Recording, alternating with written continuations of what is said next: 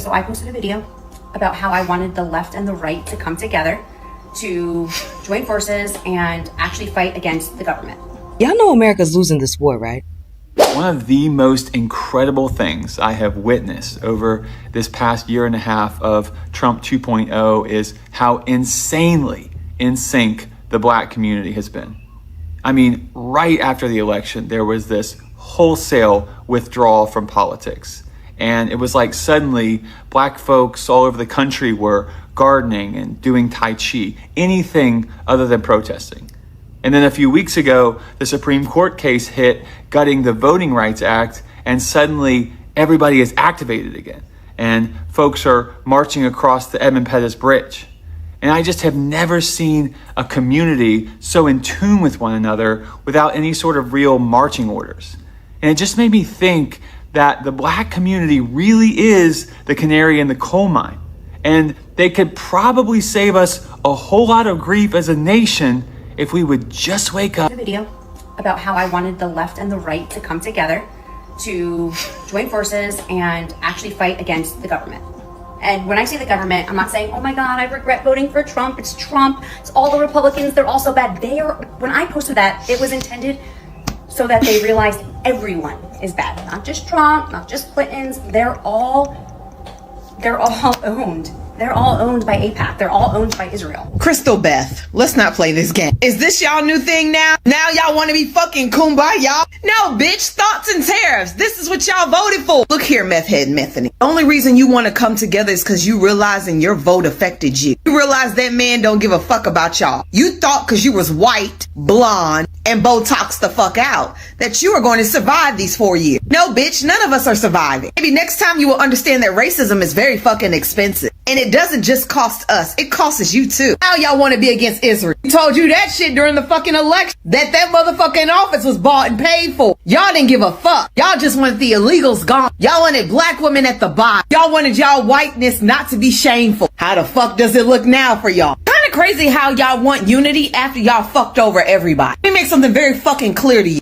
I will not unify with a racist, a bigot, an idiot, a homophobic, a transphobic, an anti-Muslim, anti-Black. We don't want to unify with y'all asses. Y'all fucking disease. All of a sudden, y'all want to be MAGA no more. No, stay your ass where you at. Remember, the country is burning down because of you. You and your people. You and your cult. This is not We Are the World. The world is burning because you decided to put that man in office. Cause bitch, we didn't vote for him. Now take your licks like you supposed to. And remember, we give no fucking sympathy. Y'all didn't have any. Somebody said that foundational Black Americans would not be rooting for the downfall of America because this is the country that our great-great-great-grandparents built. And I would just like to say, you're half right. And before anybody tries to come and question me, baby, I'm 6 generations deep in this bitch. And I know exactly who and where I come from. So let's get into it. Yes, our family members, our ancestors, our people built this country. By 1860, 4 million enslaved people produced well over 60% of this nation's wealth. Enslaved Africans and enslaved African Americans literally and figuratively built this nation. That includes the U.S. Capitol and the White House. If you would like to, you can read more about that at the Smithsonian National Museum of African American Culture. Please understand that slavery created the startup capital for the U.S. economy's rise. And that capital accumulated under slavery continues to grow exponentially because of compound interest. It accrues today to the white heirs of the estates built by slave labor. And the heirs of the Black laborers who toiled for free have been excluded by law from their rightful inheritance. So yeah, our ancestors built this country, without a doubt. And then this country denied them their 40 acres and a mule that they were promised. And then this country passed black codes to put them back into legal servitude. And then created sharecropping to keep them economically trapped. Used redlining to deny them home ownership. Used the GI Bill to build white generational wealth while denying Black veterans. And today, without intervention, it would take 228 years for the average Black American family to build the same wealth as their white counterparts. 228 years. According to the NAACP. So when I look at this country, I don't see a country that was built for us. I see a corporation that was built by us, owned by someone else that has never once paid its debt. A corporation that quite literally needs an underclass to function. Did you know that Black Americans hold 2% of the nation's wealth? Less than 2%, according to Berkeley Economic Review. And that's not by accident. That is a feature of this nation, of this corporation. So will the fall of America hurt Black and brown communities first? Yes, of course. It always does. Every economic crisis in American history, Black and brown communities see it and feel it first. The 2008 housing crisis, Black American families felt it first, losing 53% of the wealth. COVID, Black Americans died at twice the rate. Every recession, every inflation spike, every single crisis, same story. So in that respect, I understand why some people are saying don't root for the fall of America. But here's my question. What exactly are we protecting? A system that was designed with our subjugation built into the infrastructure? A corporation that used our ancestors as startup capital? Still ain't paid that debt? Instead of saying that I'm rooting for destruction, I'm just going to say that I'm rooting for something better to be built in its place. You wouldn't renovate a house whose foundation was built on the bones of your ancestors and call it home. This is what I don't understand about the whole blacks with Iran, Black Americans with Iran. Like, I understand that you don't like our president. I understand that everything in America is not great, especially when it comes to us. And why y'all think that, at least I'm trying to assume, because I'm trying to understand the logic, that it would be better anywhere else is mind-boggling to me. These people do not care, about Black Americans at all. We have a lot of freedoms here in America. All of us do. Black, white, don't matter. And at the end of the day, if they destroy this place, Black Americans, you don't have nowhere to go. Like these immigrants always saying, they got a home to go back to. You know what I mean? And to be honest, I'm gonna keep it real with you, and this is not to say if anything happens to America, if you think the world is gonna be peaceful after that, you are sadly mistaken. This shit is about power, money and power, and all these countries who have a big guy who sits at top of it, they all care about that. I don't care, America, China, Russia, it doesn't matter. All that's gonna do is have somebody else in power, and then they I promise you will adopt the same thing. It will probably be, as if you can imagine, 100 times worse than what we're dealing with right now, because you won't have the freedom to say what you want to say. You won't have a lot of things that we take for granted as Americans. And I'm not saying you gotta kiss America. Again, I ain't saying you gotta, but this notion that spare us, how they gonna spare you, baby? You're in the country right along with everybody else. Where are you gonna go? These countries do not show they colored people. They do not like you like that. I don't know what y'all don't understand. We don't have, especially Black Americans, we don't have any friends. This is all we got, whether we like it or not. Once you understand how this power play and stuff, and how these countries really run, all of them. It's not just America. I understand America done a lot of atrocities. I get it, but I'm telling you, it is all of them. All these countries want to be America. Despite all the bad stuff that America's done, you should know that with all the bad stuff that y'all hear, that constantly come out all the time. You should have an understanding of this, that they don't go by morals. They don't go by right and wrong. You think you would know this by now, but y'all act so dense. Y'all better get it together. To Iran, I don't like that man, and I did not vote for him. I do not agree with him. If we could all serve him on a silver platter to you, then we definitely would. Black people didn't even want to be here. They forced us to be here. So that death to America, that's an AB conversation. And see us out. I ain't do nothing. This message is for Iran. So the black community don't got nothing to do with this. We don't have nothing to do with this. Please do not harm us. If y'all could just let us know exactly what y'all going to plan out so we can get our families and go. We do not support anything that is going on in America right now, as well as the country, as well as the fucking universe. Like, we really don't. Like, anything that is causing chaos and innocent lives being taken, we are not a part of that shit, okay? So I need for y'all, I know it's an eye for an eye, but I need y'all to take the eyes that cause this drama and cause this pain and cause all this turmoil and are standing behind whatever the fuck they feel is right when it comes to y'all. Yeah, I need y'all to take those eyes. Don't take these eyes. Get those eyes. Get those, the ones that are causing this. Because we, the black community, ain't got shit to do with this. We over here fighting for our lives too. We over here fighting for our lives too. Watch TikTok. Go on TikTok and put black people fighting for their lives in America. Okay? Yeah, all right. Bye-bye. Y'all know America's losing this war, right? Y'all know America is losing this war. I refuse to say we because I'm not a part of this shit. Y'all are losing this war. Yeah. Big time. Now, I'm going to ask that you please use your common sense, although I understand for the bulk of Americans, common sense packed its bags and relocated. But for those of you who still have common sense, all you have to do is compare the media coverage that we received during the war of Afghanistan, Iraq, versus this war with Iran. You notice how you're not getting shit? You're not getting any information? You're not receiving nothing. Mind you, the technology that we have today far advances the technology that we had back then. And we had footage of everything that was going on back then. They were showing us everything. They didn't care about censoring because America was winning. We're not winning. Oh, excuse me. Y'all not winning. And since American citizens are not receiving any update, any information via American media news outlets, let me let y'all see these clips of what Iran is saying, okay? A message to the President of the United States.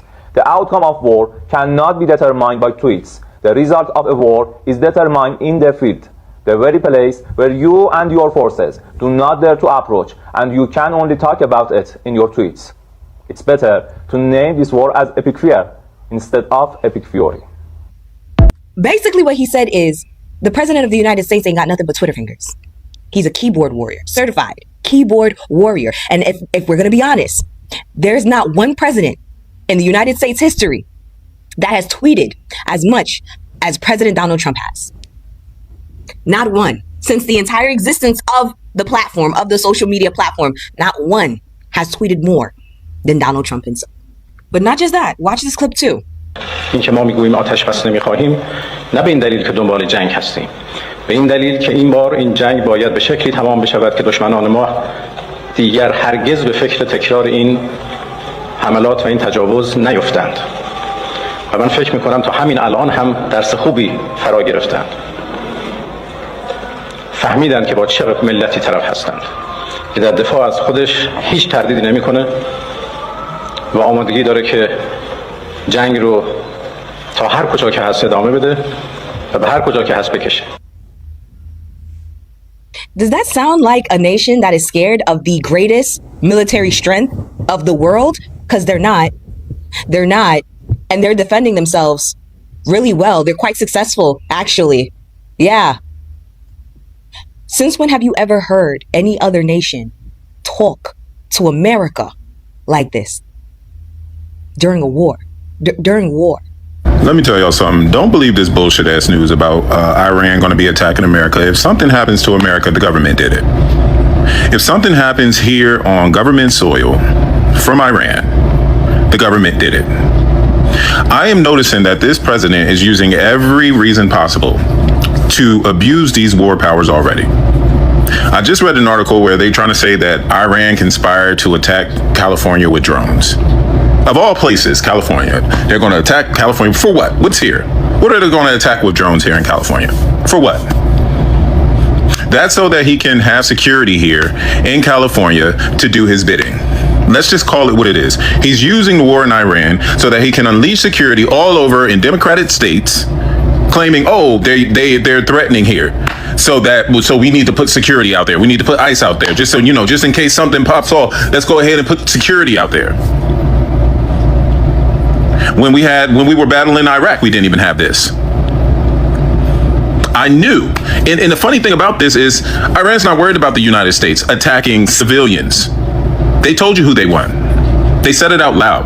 They're not worried about attacking civilians. They are very political in their movements. They have reasons. They do things with thoughts. They're not like the United States just going over there just doing anything. That's not Iran. Y'all think that they just some, little low down. You know how these people think. They think that they just some little dust, rag wearing this and that. Just like they underestimate black folks. Anybody of color, they're never smart. They're these imbeciles. They never think that they're smart. They went over there to Iran. They underestimated Iran.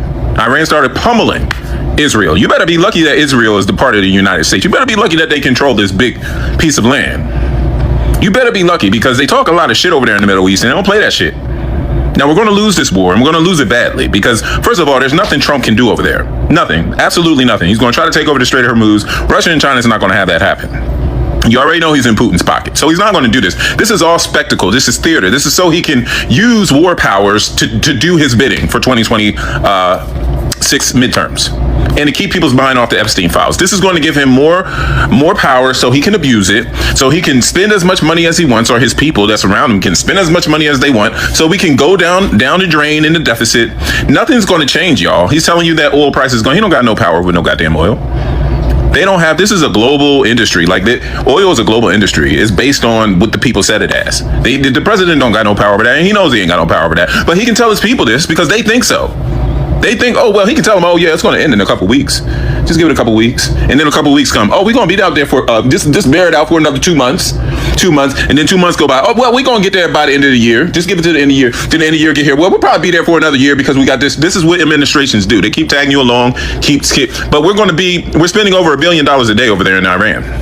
But we don't got money for healthcare. We don't got money for schooling. We don't got money for special needs, trans, HIV, you name it, anything for the people. I hear what you guys are saying about the whole don't shame MAGA back to the far right. Like, all of these people are waking up and we need to welcome them with open arms because we don't want the left to ostracize them so that they feel like all they have is the right. And then we just like repeat the cycles and we push them further and further away. I hear what you're saying. And it does make sense logically. Like, oh, we should resist the urge to say, I told you so. Oh, we shouldn't shame them for not knowing any better. We need to all come together now because it's not right versus left. It's up versus down and all that kumbaya bullshit. Okay.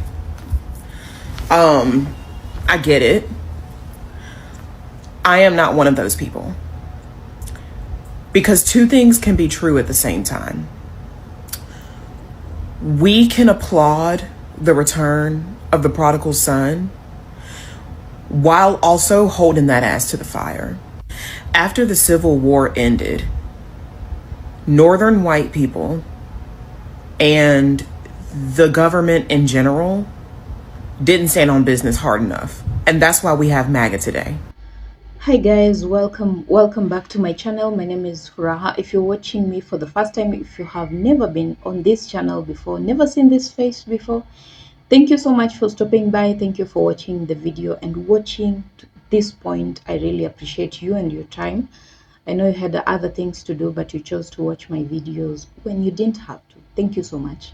I don't take that for granted. Guys, please, if you're new over here, please consider subscribing to my channel. Be part of this amazing journey, this amazing story. And over here, we talk about anything that is Black people related, you know, be it the negatives, be it the positives, you know, the things that affect Black people in the Black community at large is our business, and we talk about that. So if that is something that you are interested in, if that is the kind of content that you like to interact with, please consider being part of us by subscribing to the channel and also hit the notification bar so that anytime we upload a new video, you'll be the first to be notified and, you know, enjoy the video. So please consider doing that. Don't forget. Now, I have a whopping 80% of people that are watching my videos and they are not subscribed. Please, I know some of you forget to subscribe. Some of you have not paid attention to that. Please check that you have hit the subscribe button, and I really appreciate that kind of support. Thank you so much. Now guys, returning subscribers, those people that have been here for me since day one, thank you so much guys. I appreciate you and I appreciate your love, your support, your kindness, your gentleness. Guys, you have been patient with me. You know, sometimes I am even unable to make videos, but you still hold on and you still wait for me to make the videos, and you are here to like the videos, share them to your friends, family, and like-minded people. Leave a comment for me to just know that you are here and you have learned a few things, gathered some information here and there, and that really means a lot to me, means a lot to the channel, because it helps the channel to grow and to reach as many people as possible. So that's why guys, you need to give me that kind of support. Thank you so much as you purpose to do that. Now guys, on today's video we are talking about a familiar case where white people are always trying to use Black people.